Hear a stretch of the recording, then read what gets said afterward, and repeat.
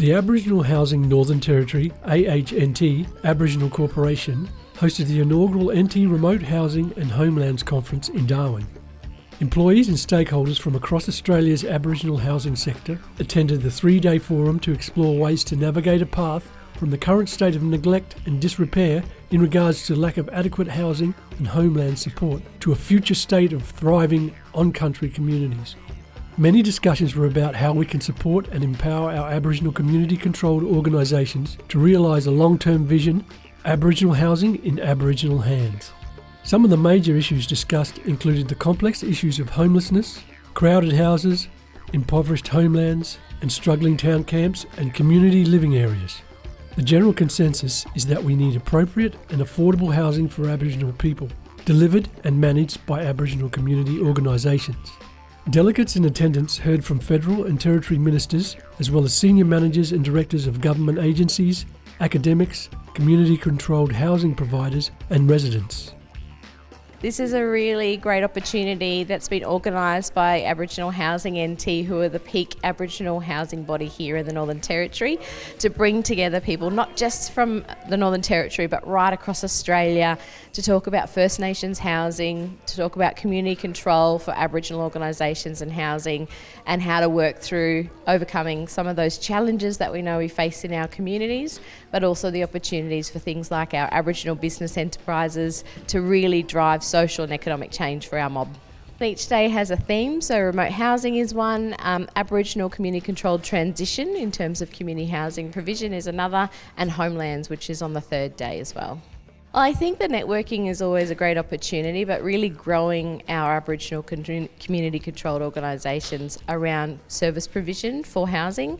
So, for example, here in the NT, we have some of those local decision-making agreements where some of our remote Aboriginal organisations are taking on responsibilities, for example, tenancy management, repairs and maintenance that go with housing, and taking on those contracts to deliver the services. So it's by family, for family, which is great. And then we look at some of the examples like what we see in Groote Island and Bicken Island, the collaboration of all housing elements, building houses, upgrading houses, transferring houses, maintaining and repairing houses, extending houses.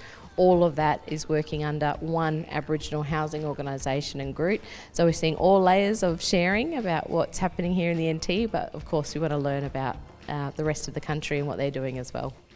If we're going to look at policy, and we're going to impose them on communities, we need to get out and we need to talk to those communities and have a look at how those policies impact on people. The biggest issue facing our communities is housing. And not just the existing housing that's there on the ground, but a lot of the young people are saying, what about us? Where's the housing for us? We need to have a look at how do we get a mix of houses in communities, because if we don't face that reality, shift the way we're doing policy, and then put that back in the hands of our community, the urban drift that everyone scratches their heads and wrings their hands about, so Aboriginal people moving from their communities into Darwin, into Katherine, into Tennant, into Alice Springs, is going to continue. Places like Groote Island, who rather than going under a township lease with the Office of Township Leasing, took responsibility for that and set up a separate organisation. And that's actually working quite well. Gunyangara on Ski Beach, they set up their own organisation. I've just been over on the Tiwi Islands having discussions with my mob. One of the biggest issues, because the Tiwi Islands was the first site of the first 99-year lease. Has that improved the lot for Tiwi people? No, it hasn't. Has it brought the housing that Tiwi people need? No, it hasn't. But we need to look at how do we make that better rather than forever pointing the finger about, what do we need to do here? And I think the biggest issue that we need to do, both governments need, and the Aboriginal Housing NT is a way forward with this, because I don't think governments can resolve this issue. I think it needs to be put in the hands of people other than government. But government should fund it. Government should be putting the money on the table. One of the big things that has emerged in a lot of the discussion about housing is the issue of the rental framework that's been put in place. And that's having a huge impact on communities right throughout the Northern Territory. And I think there has to be further discussion. People are doing it tough out in communities, and you don't need to be blind Freddy not to see. When we talk about the cost of living and the impact of the cost of living, often people see this in our urban centres, but go out bush and the poverty levels, we shouldn't be, given the welfare system that we have today, seeing the poverty system or the poverty levels that we are seeing in some of our communities.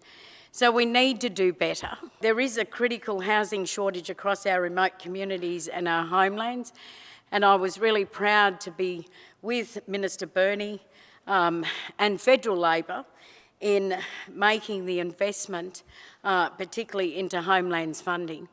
The $100 million, which will flow from the budget in early May, is the first time that any government for 16 years has put any money on the table for housing in Homelands. And that's an important start.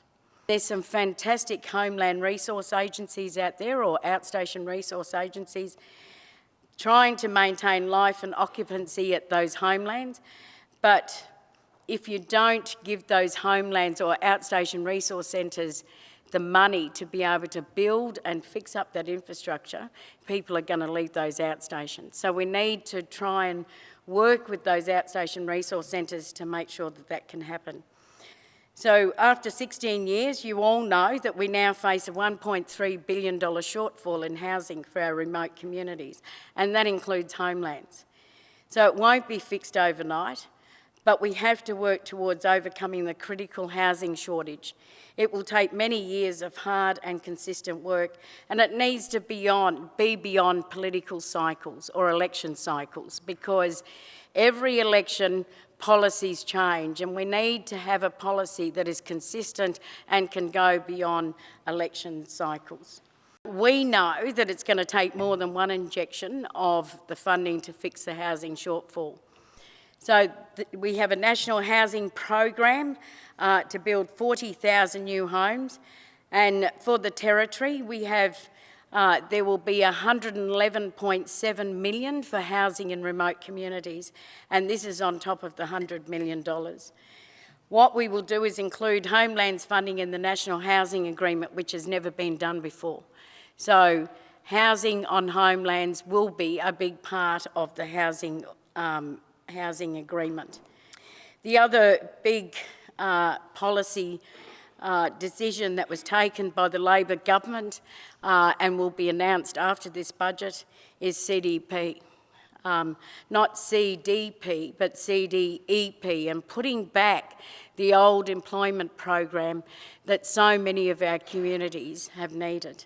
So to get CDEP on the table and back in our communities is going to change, hopefully, a lot of our communities. We can't look at remote housing as an isolated issue. We must develop, and we are developing, a comprehensive plan that invests in a wraparound service in communities. I've touched on CDP and other elements in the equation, but roads and infrastructure is also a big issue. And then last but finally, we need to look at housing in our urban centres for our town camps or our living areas. It's a hugely important issue. Town camps in Darwin, Alice Springs and the main Stewart Highway, Katherine, Tennant Creek, have been part of the social fabric of Aboriginal society for many decades. The title holding and governance support ranges different from each place in each place, but the common shared characteristics is that the arrangements reflect the same form of Aboriginal community control, which is really important for town camps. rather than being under a government housing entity like Territory Housing. And town camp organisations will fiercely fight to maintain that control. But I haven't got time to speak today about town camps, but certainly they would tell you that it is so important to have Aboriginal community control of housing. And that needs to happen in our remote communities as well. It's important to note the United Nations Declaration for the Rights of Indigenous People, which was made in 2007. And really, it's fairly simple, and it's an extract from it, but housing is a basic human right. Really is. So why do we have to keep struggling in our endeavours? We saw I couldn't go to all the presentations, obviously in the workshops, but there was a strong flavour there that there's a huge outstanding need in our communities. There's frustration in our communities because people that have the responsibility to manage with very little resources and a lack of responsiveness around capital works, new supply, or even just repairs and maintenance programs. And so they come along, and it's great to see, and we've got to capitalise on any investments made by government, state or federally. So we have to grab what we can, but it's never enough, and by the time the next tranche of funding comes along, the properties are back in low standard of repair and disrepair. The housing need continues to be long. I don't have any stats here, I'm not providing it. I knew there'd be stats coming around from all sorts of directions, which is good to see. But as you'll see in the presentation, we don't believe that the information that is readily available and what tends to influence government is sufficient enough, and it's not coming from our grassroots community providers. It's not reflecting lived experience of our sector, our people, our tenants, our families, and the people that are running the community-controlled organisations on an ordinary rag. So it's a really basic human right that we really shouldn't, in a country like Australia, have to continue to fight for resources to catch up, let alone keep up, let alone get in front of the game. I'm really sorry I can't be there with you at what is a very important conference. You're in Darwin on Larrakia country. I'd like to acknowledge elders past, present and emerging, and all First Nations there with you today. Right around Australia, housing and homelessness are some of the greatest challenges we face, and nowhere more so than in remote communities in the Northern Territory. While we're close to meeting closing the gap targets in other states and territories, we are still a long way behind in the Northern Territory. But that's not to say that there has not been any effort or progress, because there has been. And I'm committed to working in partnership with all of you to ensure that continues and evolves. We all want to see a sustainable Aboriginal community-controlled housing sector built there in the Territory. And I congratulate Aboriginal Housing Northern Territory and all your members on your work to this end, including this conference. I will just mention a few important initiatives that are underway. First of all, the federal government is back providing support to Homelands for housing infrastructure and services, with a $100 million investment. Work is already getting underway in Utopia, and there are projects for Rockhole and the Homelands on Tiwi and Groote Island as well. The Land Councils and the Aboriginal Housing Northern Territory are now seeking your input on how the rest of that money should be spent over the next year or so. And secondly, we are developing a new one-year remote housing agreement with the Northern Territory Government in consultation with the Land Councils and Aboriginal Housing NT to continue delivery of new housing beyond June this year. We want to continue to tackle overcrowding and homelessness while we consider options for long-term housing partnerships, which includes Homelands, and helps to develop a sustainable Aboriginal community-controlled housing sector. Everyone here understands that the foundation for quality life outcomes is having a safe roof over your head. And with that comes better outcomes in areas such as education, health and justice. We cannot continue to have our people living in overcrowded, neglected, rundown homes. As my colleague Minister Burney discussed yesterday, we are developing a new one-year remote housing agreement with the NT Government in consultation with the 4 NT land councils and Aboriginal Housing NT to continue delivering new housing beyond June this year. This partnership agreement will build on the significant efforts of many people here today to accelerate the delivery of housing, to address overcrowding and homelessness, and the 12-month agreement will also allow us to work together and consider options for a long-term housing partnership that supports continued housing delivery and continues to grow a sustainable Aboriginal community-controlled housing sector. Our latest Closing the Gap measures will continue to also support community connection with country, and this includes $150 million over 4 years to support First Nations water infrastructure, which will be targeted at communities that currently do not have access to clean drinking water. The fact that renal dialysis and the kidney disease that impacts our people is outrageous. And the fact that we cannot have clean water in our communities so people can dialyse at home on country is why we are making sure this $150 million is available, specifically because we want to make sure, A, we need clean water, but B, we also need to acknowledge that there's too much sickness. And if people want to be on country and be able to dialyse at home on country, then this will go a long way to that. $38.4 million over 4 years to boost on-country education for remote First Nations students, $21.6 million to support quality boarding for rural and remote students, $636.4 million for Indigenous Ranger initiatives, including the expansion of the Indigenous Ranger program. All of these investments are absolutely critical because better housing in remote communities should be backed up with better services and opportunities.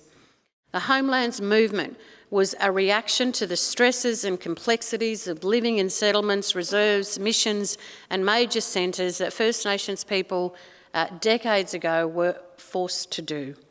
And by contrast, outstation life offered a return to a healthier social and physical environment with belonging and connection to country. And we've seen solid evidence that this supports health, culture, language, community cohesion and general well-being. The Homelands movement was also influenced heavily by government policy, and this included a shift from a policy of assimilation to one of self-determination that would see more First Nations people exercise control over where they live. The other major policy shift was the land rights movement of 1976, the Land Rights Act, which gave motivation for many First Nations people to move back to their homelands and demonstrate connection and responsibility to land. The Australian Government is committed to supporting First Nations communities to live on country, allowing TOs to properly care for and maintain cultural obligations to country. And this is why we're investing $100 million to deliver urgent work to housing and essential infrastructure on NT homelands. This commitment builds on grant funding provided to homeland communities through the Aboriginal Benefits Account, and it restarts the Commonwealth's investment in housing on homeland communities which have not received direct Commonwealth funding since 2007. That's a long time. It's been too long. It's going to take us still some time to get things to where they need to be, but we are determined to make that happen. With more than 600 homelands in the Northern Territory and limited investment over an extended period, a lot of work needs to be done to improve the quality of housing and essential services to support more people to live on country and encourage economic empowerment.